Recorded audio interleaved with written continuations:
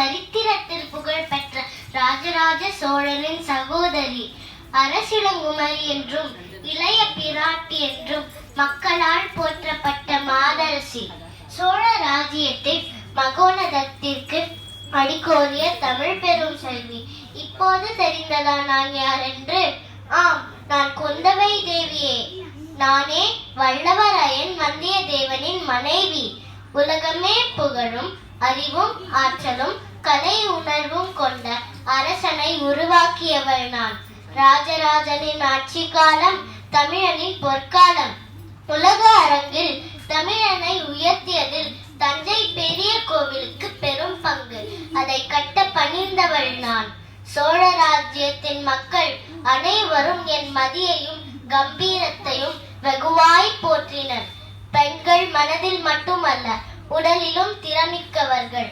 ஒரு பெண் மனம் வைத்தால் ஒரு மாபெரும் சாம்ராஜ்யத்தையே உருவாக்கலாம் என்று செய்து காட்டியவள் நான்.